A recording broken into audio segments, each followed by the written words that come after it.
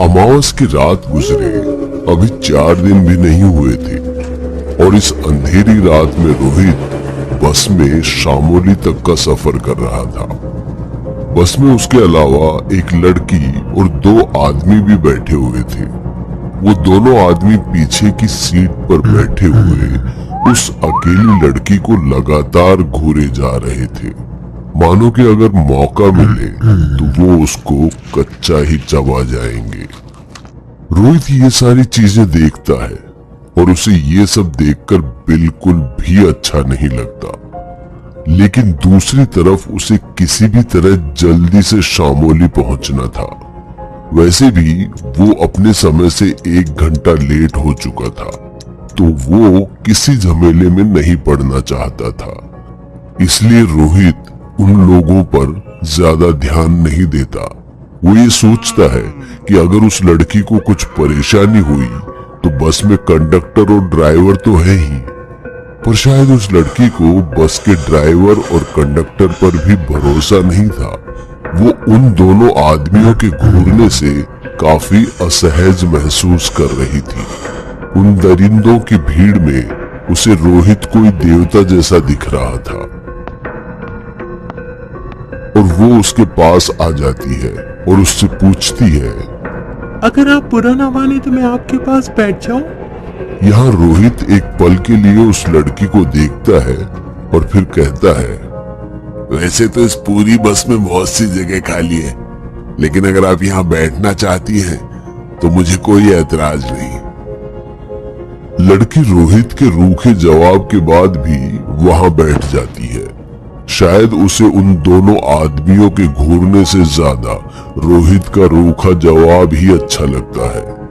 लड़की के बैठने के बाद भी रोहित उस पर ज्यादा ध्यान नहीं देता। वो बार बार अपनी घड़ी देखता रहता है और 1-2 बार कंडक्टर से पूछता भी है कि हम शामोली कब तक पहुंचेंगे। रोहित के बार बार पूछने पर कंडक्टर चिढ़ जाता है और कहता है, ओ भाई साहब, इतनी जल्दी थी तो हवाई जहाज से जाना था ना, बस में क्यों चढ़ गए? शामोली आ जाएगी अपने समय पर, शांति से बैठो। रोहित कंडक्टर के इस तरह के रवैये पर कोई जवाब नहीं देता और अपनी घड़ी को देखते हुए खिड़की के बाहर देखने लगता है। तभी लड़की उससे कहती है, लगता है आपको काफी देर हो रही है। रोहित उस लड़की के सवाल का कोई जवाब नहीं देता। लड़की भी चुपचाप अपनी सीट पर बैठी रहती है। बस अब पहाड़ी के उस जंगल वाले रास्ते से गुजर रही थी जहां दोनों तरफ बस पेड़ ही पेड़ थे और दूर दूर तक फैला हुआ सन्नाटा। दोनों एक नजर एक दूसरे को देखते हैं और फिर विपरीत दिशा में देखने लगते हैं। हर तरफ फैला हुआ ये सन्नाटा मानो चीख चीख कर किसी अनहोनी के होने की दस्तक दे रहा था। तभी लगभग 10 मिनट की ड्राइव के बाद कंडक्टर कहता है, लो भैया, आ गया आपका शामोली। कंडक्टर की बात सुनते ही रोहित बस से नीचे उतर जाता है। उसके पीछे वो लड़की भी बस से नीचे उतर जाती है और लड़की के पीछे वो दोनों आदमी भी बस से नीचे उतर जाते हैं। रोहित आगे बढ़ने लगता है। उसके पीछे पीछे वो लड़की भी आती है, लेकिन वो दोनों आदमी वहीं रुककर इंतजार करते रहते हैं। शायद उन्हें ये देखना था कि वो लड़की जा कहां रही है। वो लड़की रोहित को रोकते हुए कहती है, सुनिए, क्या आप मेरी एक मदद करेंगे? जब तक मेरे घर वाले मुझे लेने नहीं आते तब तक क्या आप यहीं पर मेरे साथ रुकेंगे? वो क्या है ना कि मुझे उन आदमियों से कुछ अच्छी फीलिंग नहीं आ रही है। देखिए मैडम, मैं माफी चाहूंगा अब, क्योंकि मुझे पहले ही बहुत लेट हो चुका है। मैंने अपने दोस्तों से कहा था कि मैं जल्दी ही आ जाऊंगा, लेकिन मुझे काफी देर हो चुकी है। तो आई एम सॉरी। आप अपने घर वालों को जल्दी बुला लीजिए ना, अब मैं चलता हूँ। फिर न जाने रोहित के मन में क्या सोचता है और वो वहां रुक जाता है। लेकिन जब काफी देर के बाद भी कोई नहीं आता और वो दोनों आदमी भी कहीं निकल गए थे, तो फिर रोहित उस लड़की को बाय कहकर निकल जाता है। रोहित लगभग आधी रात में बिल्कुल अकेली सुनसान सड़क से बढ़ते हुए एक गली से होते हुए एक कॉलोनी में पहुंच जाता है। वहां कुछ देर चलने के बाद जब वो एक अपार्टमेंट में घुसने ही वाला था कि उससे पहले वो सोचता है कि क्यों न पास की दुकान से अपने दोस्त के लिए कुछ लेता जाए। रोहित को मोहल्ले की वो दुकान पता थी जो पूरी रात खुली रहती है। वो वहां जाकर कुछ चॉकलेट्स और कोल्ड ड्रिंक्स लेने लगता है। वहां भी उसे काफी समय लग जाता है क्योंकि रोहित के पास कैश नहीं था और दुकानदार के डिजिटल पेमेंट में कुछ दिक्कत हो रही थी।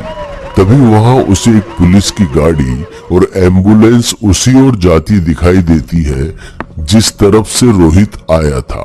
रोहित बिल पे करने के बाद वापस से अपार्टमेंट की तरफ बढ़ता है। वो दरवाजे पर दस्तक देने ही वाला होता है कि उससे पहले दरवाजा खुल जाता है और उसके सामने वही लड़की होती है जो बस स्टॉप पर उसे मिली थी। अचानक उसे सामने देखकर रोहित कहता है, तुम यहाँ? हाँ, मेरा नाम तनीषा है। मैं रेवती की बड़ी बहन की दोस्त हूँ। तुम भी यहीं आ रहे थे? मुझे पहले पता ही नहीं था। हाँ, मुझे भी कहाँ पता था कि आपको यहाँ आना है, वरना मैं ही आपको अपने साथ ले आता। अच्छा, कोई बात नहीं, चलो अंदर आओ।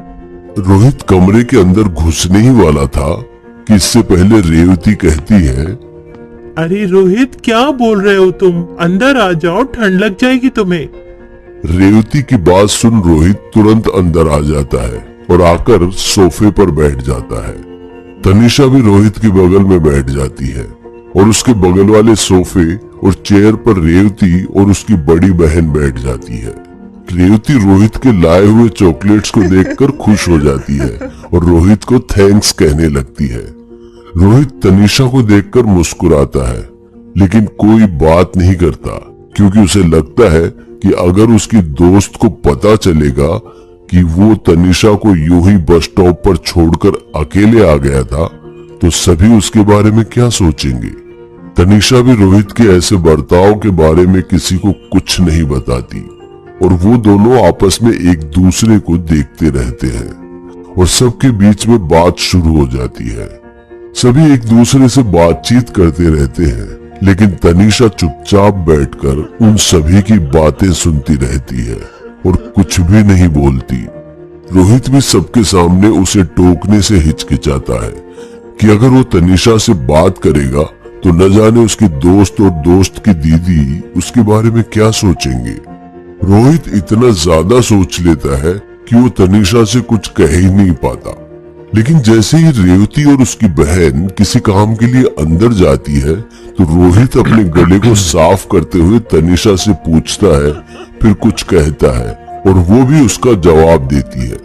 लेकिन उनके वापस आते ही फिर वो दोनों शांत हो जाते हैं। ये बातचीत का सिलसिला चलता रहता है और फिर सभी खाना खाकर सोने के लिए चले जाते हैं। रात के लगभग 2 बजने को थे। रेवती और उसकी बहन के पीछे पीछे तनीषा भी अपने कमरे में सोने चली जाती है। लेकिन उससे पहले तनीषा सभी की नजरों से छिपकर उसे एक प्यारा सा हग देती है और रोहित उसमें ऐसा खोता है कि उसकी आंखों में नींद ही नहीं आती। उसके लिए तो नींद मानो उड़ सी गई थी। उसकी आंखों के सामने बार बार तनीषा की वही मुस्कान आ रही थी जिसके बारे में सोचकर वो मन ही मन गुदगुदाया जा रहा था। रात के तकरीबन 2:30 बज रहे होंगे। रोहित को अभी नींद नहीं आ रही थी। उसका गला सूखने लगता है। वो पानी पीने के लिए अपने कमरे से निकलकर हॉल की तरफ बढ़ता है। कमरे के दरवाजे से लेकर हॉल तक घर की सारी लाइट्स बंद थी जिसकी वजह से वहां कुछ भी दिखाई नहीं दे रहा था। रोहित अपने मोबाइल की डिस्प्ले लाइट से हॉल तक पहुंचता है और वहां जाकर लाइट्स की स्विच ऑन करता है और जैसे ही पीछे मुड़ता है उसके पीछे तनीषा खड़ी होती है जिसे देखकर रोहित कांप जाता है। लेकिन जैसे ही वो देखता है कि तनीषा है तो फिर अपने डर पर काबू पाने की कोशिश करता है और ऐसे दिखाता है जैसे कि उसे कुछ हुआ ही नहीं। लेकिन तनीषा का बर्ताव अब बदला बदला सा लग रहा था। वो पहले से काफी शांत लग रही थी। उसके बाल चेहरे से आगे थे। रोहित मुस्कुराते हुए उसके वहां अचानक से आने की बात को इग्नोर करता है और पानी की तरफ बढ़ जाता है। मटके से पानी का गिलास भरता है और गिलास को जैसे ही अपने मुंह की तरफ बढ़ाता है कि एक बार फिर से तनीषा उसके चेहरे के ठीक सामने खड़ी होती है। अचानक ही वो तनीषा को इतना करीब देख उसके हाथ से गिलास छूट जाता है और वो पूछता है, क्या हुआ तनीषा, तुम अचानक यहाँ कैसे? तनीषा रोहित की बातों का कोई जवाब नहीं देती। रोहित दोबारा उससे पूछता है, तुम ठीक तो हो ना? ऐसे भूत की तरह क्यों खड़ी हो? रोहित की इस बात पर तनीषा गर्दन को टेढ़ा कर उसकी तरफ देखती है। उसके चेहरे पर बिखरे हुए बाल अचानक से उसके दोनों तरफ हट जाते हैं और वो रोहित से कहती है, रोहित, तुम्हें वहां कोने से किसी की आवाज आ रही है? रोहित उसके सवाल पर सिर हिलाते हुए कहता है, नहीं, मुझे तो कोई आवाज नहीं आ रही है। तुम किस आवाज की बात कर रही हो? रोहित के जवाब को सुन तनीषा का पूरा भाव बदल जाता है। उसका चेहरा ऐसा होने लगता है जैसे वो अगले ही पल रो देगी और वो दोबारा रोहित से कहती है, क्या तुम्हें वहां से किसी के रोने की आवाज नहीं आ रही है? किसी बच्चे के रोने की आवाज? रोहित इस बार भी ना में जवाब देता है। इस बात पर तनीषा जोर से उससे कहती है, कैसे नहीं आ रही तुम्हें आवाज? मेरे कानों में आवाज चारों तरफ से गूंज रही है। वहां देखो, एक बच्चा रो रहा है। दूसरे कोने में एक माँ अपने बच्चों की लाश को देखकर रो रही है। मेरे सामने तो देखो, ये कौन है? सफेद साड़ी में ये विधवा कौन है? और ये मेरी तरफ क्यों बढ़ रही है? रोहित तनीषा के इस अजीब सी बातचीत को सुनकर घबरा जाता है और उसे ऐसा लगता है कि कहीं तनीषा को कुछ हो तो नहीं गया। वो तनीषा का हाथ पकड़कर कहता है, तनीषा, तुम ठीक तो हो ना? इस बात पर तनीषा जोर से चिल्लाती है, मत छुओ मुझे रोहित, मत छुओ। इतना कहते ही तनीषा एकदम जोर से चीखती है और कहती है, रोहित, उसके हमले से बचो। रोहित ये देखने के लिए जैसे ही पीछे मुड़ता है कि किसके हमले से बचना है, वैसे ही उसे पीछे से ऐसा लगता है कि उसके सामने से अचानक एक इंसान अपने मुंह को खोलते हुए चीख रहा है और उसके हाथ में कुल्हाड़ी है। लेकिन अगले ही पल वो रोहित के बेहद नजदीक आकर अचानक से गायब हो जाता है। रोहित डर के मारे झटके से नीचे गिर जाता है, जैसे कि मानो उसे किसी ने धक्का दे दिया हो और वो तनीषा के पैरों में गिरा हुआ था। मैंने कहा था ना रोहित, वहां कोई है। इस कोने में भी, उस कोने में भी, तुम्हारे पीछे भी, और यहाँ मेरे अंदर भी। अचानक से तनीषा का पूरा सिर 180 डिग्री तक घूम जाता है और उसका चेहरा पीछे और बाल आगे की ओर आ जाते हैं। ये देखकर रोहित की चीख निकल जाती है और उसकी आंखें बंद हो जाती है। उसकी चीख सुनकर उसके दोस्त और उसकी बड़ी दीदी हॉल में आ जाती है और वो देखते हैं कि रोहित बेहोश पड़ा हुआ है। वो रोहित को किसी तरह होश में लाने की कोशिश करते हैं और उसके बाद जब रोहित होश में आता है तो पूछता है, तुम्हारी दीदी की वो दोस्त कहाँ है? उसकी गर्दन टेढ़ी हो गई थी। रोहित की इस बात पर रेवती कहती है, मेरी दीदी की कौन सी दोस्त? यहाँ तो बस हम 3 ही हैं। रोहित कहता है, अरे नहीं, हम 3 कैसे? वो तनीषा कहाँ है, तेरी दीदी की दोस्त? रोहित की इस बात पर रेवती की बहन कहती है, कौन तनीषा? मेरी तो तनीषा नाम की कोई दोस्त है ही नहीं। रोहित कहता है, अरे ऐसा कैसे हो सकता है? वो कल रात को यहीं पर बैठी थी तुम्हारे बगल में, जब हम सब लोग बैठकर बातें कर रहे थे। वो बार बार मुझे देखकर मुस्कुरा रही थी। रोहित को घबराता हुआ देखकर रेवती सबसे पहले अपने दोस्त को शांत करती है। उसके बाद वो उससे कहती है, रोहित यकीन मानो, यहाँ हम तीनों के अलावा और कोई नहीं है। हम तो कल रात को ये सोचकर परेशान हो रहे थे कि आखिर हम दोनों से नजरें हटाकर आखिर तुम किसे देखकर मुस्कुरा रहे थे। मुझे लगा कि शायद तुम ट्रैवल करके थक गए हो, इसीलिए ऐसा कर रहे हो। इस बात पर रोहित कहता है, क्या तुम मुझे पागल समझ रही हो? मैं बता रहा हूं ना कि कल हम तीनों के अलावा वो लड़की भी यहाँ थी जिसका नाम था तनीषा। वो रात को मेरे साथ बस में आई थी। शामोली के बस स्टैंड पर वो मेरे साथ उतरी भी थी और मुझे रुकने के लिए कहा था ताकि वो उन दो आदमियों से बच सके।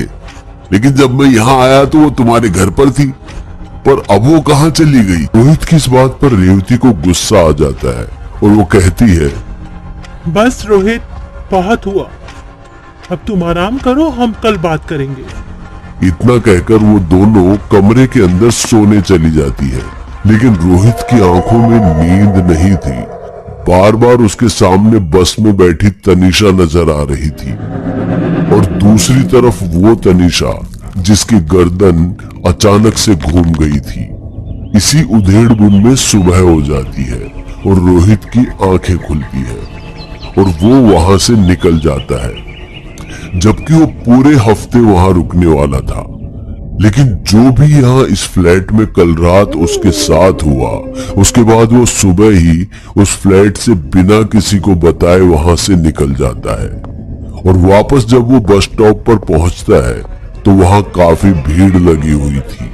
पुलिस की वैन और एम्बुलेंस जो कल रात उसने वहां देखी थी वो भी वहीं खड़ी हुई थी। आगे बढ़कर रोहित ने जब देखा कि हो क्या रहा है तो उसकी आंखें फटी की फटी रह जाती है, क्योंकि वहां तनीषा की लाश पड़ी थी। और तो और कुछ लोग उसकी लाश के आसपास इन्वेस्टिगेशन कर रहे थे। वहां पहुंचने पर पता चलता है कि कल रात कोई उसके साथ हैवानियत कर वहीं पर मरता हुआ छोड़कर भाग गए। जब सामने से दूसरी गाड़ी आई तो उस गाड़ी वाले ने ही पुलिस को इन्फॉर्म किया। लेकिन जब तक पुलिस और एम्बुलेंस वहां पहुंचती, लड़की की जान जा चुकी थी। आईडी कार्ड पर उस लड़की का नाम तनीषा था। उसे वहां मरा हुआ देख रोहित फूट फूट कर रोने लगता है।